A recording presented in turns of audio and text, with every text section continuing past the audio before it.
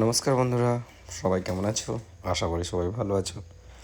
আজকে সোমবার, আমার ছুটির দিন, তাই ভাবলাম একটি ভিডিও বানানো যাক। তো যেই ভাবা সেই কাজ, শুরু হয়ে গেলাম এবং ঝাঁপিয়ে পড়লাম একটি ভিডিওতে। ভিডিওটি হচ্ছে পোকো M2 ডেডবোর্ড নিয়ে। তো দেখতেই পাচ্ছেন আমার হাতে যে পোকো M2 ফোনটি আছে, কোনো বাক ভোল্টেজ, কোনো এলডিও ভোল্টেজ, কোনো কিছু ভোল্টেজই বানাচ্ছে না। সেক্ষেত্রে কোনো কিছু ভোল্টেজ না বানানোর কারণ হচ্ছে কোথাও না কোথাও শর্টিং আছে। তো ভালো করে চেক করে দেখতে হবে কোথাও শর্ট আছে কি শর্ট নাই। যেহেতু এটা রিকোয়েস্টের ভিডিও, তাই বাংলাতে হচ্ছে। এটা আমার একটা সাবস্ক্রাইবার বলেছে যে বাংলাতে ভিডিও বানাতে, তার জন্য বাংলাতে বানাচ্ছি।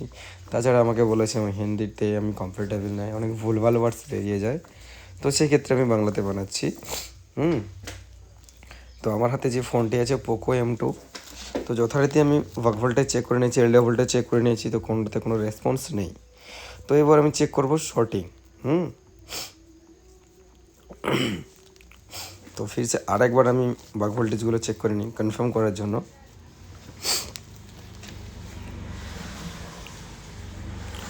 যথারীতি দেখতে পাচ্ছ কোথাও কোনো ভোল্টেজ নেই। হ্যাঁ, এবং বাক ভোল্টেজ চেক করার সময় কিন্তু চার্জিং কেবলটি অবশ্যই লাগিয়ে নিতে হবে, কারণ মিডিয়াটেক হোক বা কোয়ালকম হোক, চার্জিং কেবল লাগালে আমাদের বাক ভোল্টেজ সবথেকে সুযোগ বাক ভোল্টেজ চেক করা।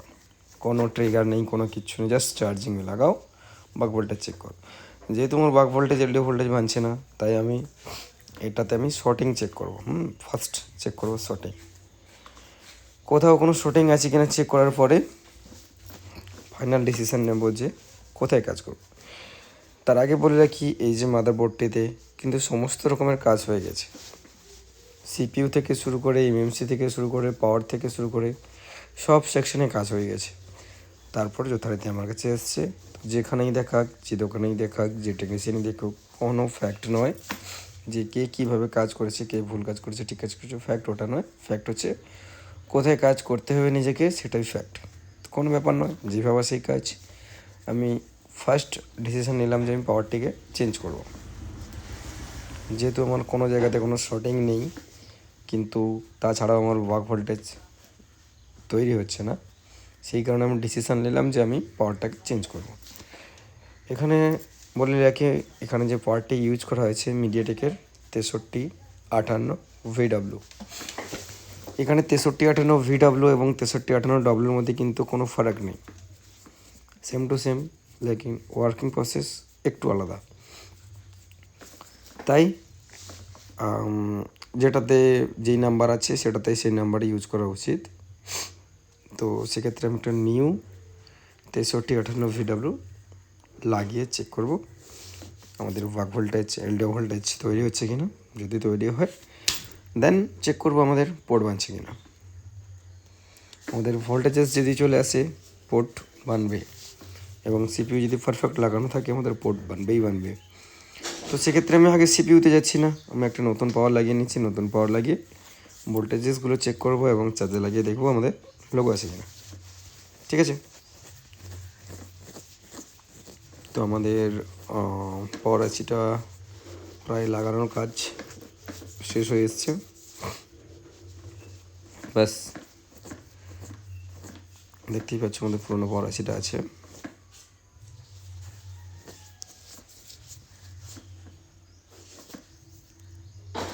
বোর্ডটা একদম ঝকঝকে তকতকে হয়ে গেছে। এবার একটু চেক করবো চার্জে লাগিয়ে আমাদের লোগো আসছে কিনা।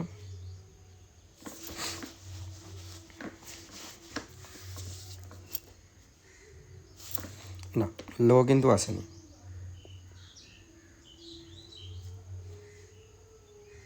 না, লোগো আসেনি। ঠিক আছে, কোনো ব্যাপার নয়। এবার আমি ভোল্টেজেসগুলো চেক করব, আমাদের বাক ভোল্টেজ এলডিও ভোল্টেজ তৈরি হচ্ছে কিনা।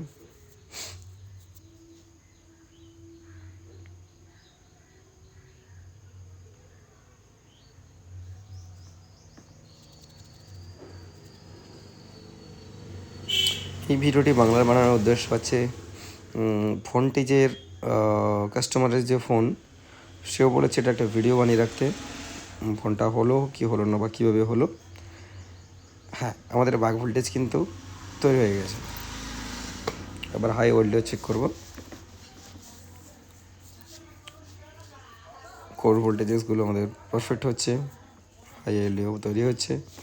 মাত্র আমাদের লোগো আসতেই হবে, যদি সিপিইউ ভালো থাকে লোগো পোর্ট আসবে। তো একবার চালু করে দেখি সেটটাকে,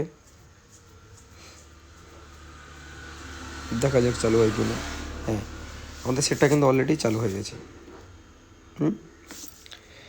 দেখতেই পাচ্ছেন কাজটি কত কম সময়ে সেটটি আমাদের উদ্ধার হয়ে গেল, সেটটি রানিং হয়ে গেল। অ্যাকচুয়ালি পারফেক্ট জায়গায় কাজ করলে যে মজাটা পাওয়া যায়, সেই মজাটা কিন্তু এই ভিডিওর মাধ্যমে আমি উপস্থাপনা করলাম। কেমন লাগলো ভিডিওটি? লাইক করতে ভুলবেন না, কমেন্টে হাই লিখতেও ভুলবেন না। আর ভিডিওটি যার জন্য বানানো হয়েছে তিনি একটু আমাকে কমেন্ট করে জানাবেন ভিডিওটি কেমন হলো, কেমন লাগলো। আর আমার নেক্সট ভিডিও বাংলাতে আসবে না হিন্দিতে আসবে সেটা একটু বলে গেলে বেটার হতো। দেখা হচ্ছে পরের ভিডিওতে। ততদিনে সবাই সুস্থ থাকবেন, ভালো থাকবেন।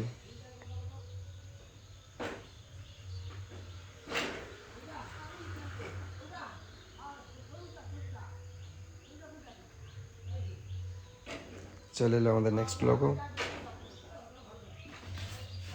আর একটু ওয়েট করে দেখা যাক আমাদের সেটটা ফাইনাল রান হয় কিনা।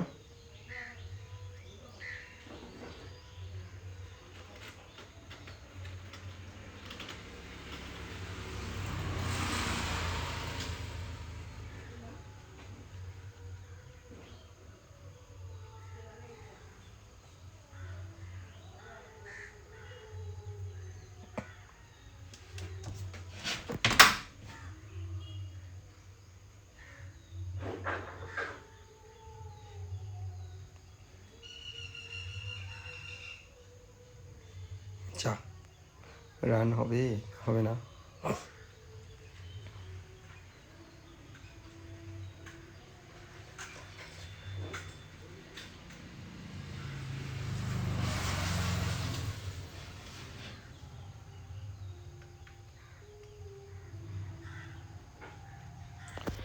ভিডিওটি ফাস্ট ফরওয়ার্ড করলে করতে পারতাম, কিন্তু ফাস্ট ফরওয়ার্ড করিনি।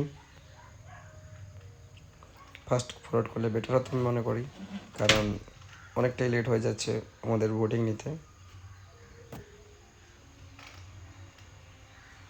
আমি বোটিংটা পুরো কমপ্লিট প্রসেস দেখিয়ে, টাচ ওয়ার্কিং দেখিয়ে আমি ভিডিওটি শেষ করব। একটু ধৈর্য ধরে বসুন। হ্যাঁ, তো ফাইনালি আমাদের সেটটা কিন্তু রানিং হয়ে গেছে।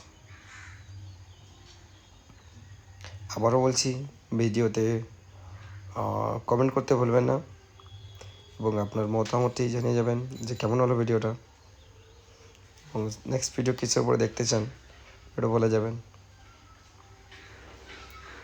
ভালো থাকবেন, সুস্থ থাকবেন। দেখা হচ্ছে পরের ভিডিওতে।